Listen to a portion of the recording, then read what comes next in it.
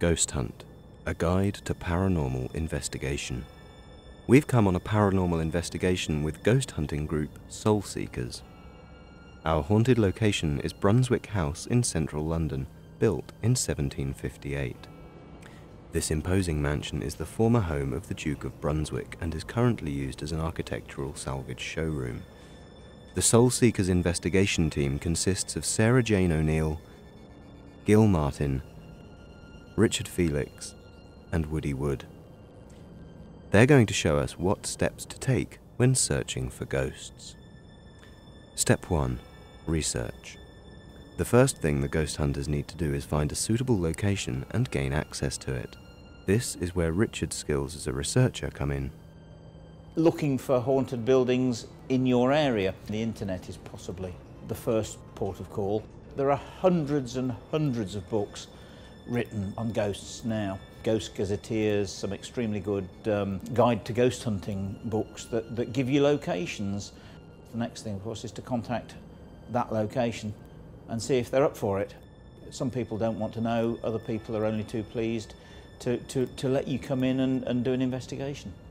Once the team have found a haunted location, they need to find out as much as possible about its history and any paranormal events that may have taken place there.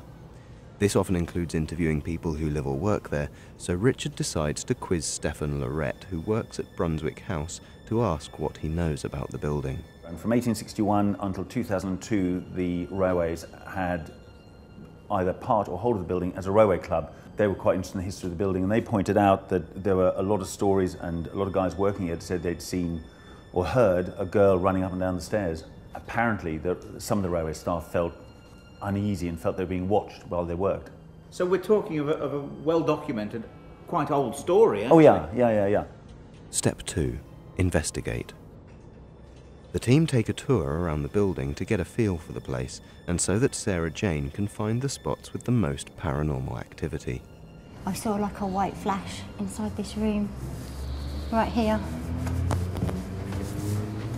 Exactly here. It was just a split second, and then it went. Sarah Jane is a sensitive. She claims to have psychic abilities that help her detect the presence of ghosts and spirits in a haunted location.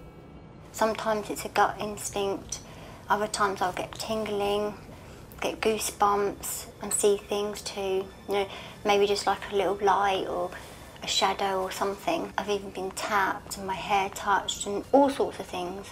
There'll be something that'll indicate something's not right in that part of the building. Sometimes I'm like a magnet, I seem to attract them. For some reason, ghosts and spirit know who they can go to and who knows they're there. It's like as if someone's seen a young girl coming down or running down these stairs. There's different kinds of psychic ability. There's clairaudient, means you can hear. Clairsentient, what I get more of, sentient is going by your feelings, and there's clairvoyant, voyant obviously seeing. You must always listen to your gut instinct because it's normally always right. Isn't she cute? Yeah, she is, very cute. Step 3. Equipment. Based on what they've discovered, the team decide to set up a range of high-tech equipment to look for paranormal activity on the staircase.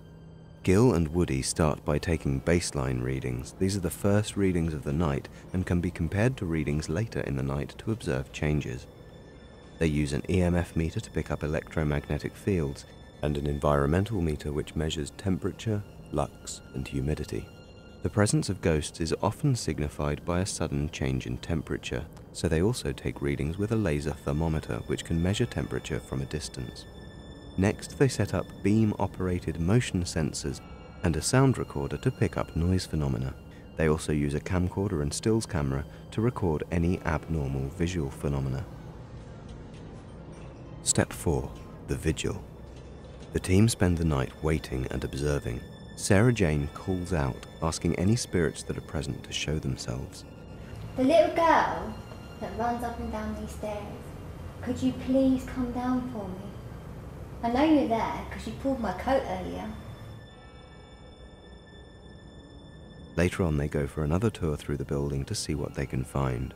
They meticulously record everything they do. Step 5. Report back. At the end of every investigation, the team have a debriefing meeting. They analyze all the data they've obtained and compare it to their baseline readings. They use their data and observations to write a report of the investigation, both for their own records and to give to the owners of the location. The only physical thing that's happened is my tugging of my coat.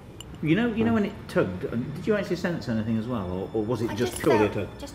It was in front, and I was going up the stairs. This one was hanging, and I just felt it was like a child. Was to it? be honest. Yeah, just a gentle little tug on my thing. But there was nobody else there except you and I. No, the only thing that was behind me was that statue thing with the dress on. I don't think she did it.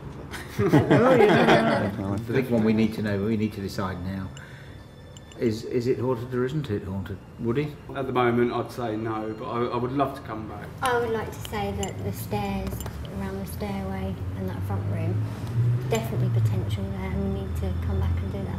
If there were ghosts present at Brunswick House, they were keeping quiet while we were there. Perhaps you'll have better luck on your own ghost hunt. Done.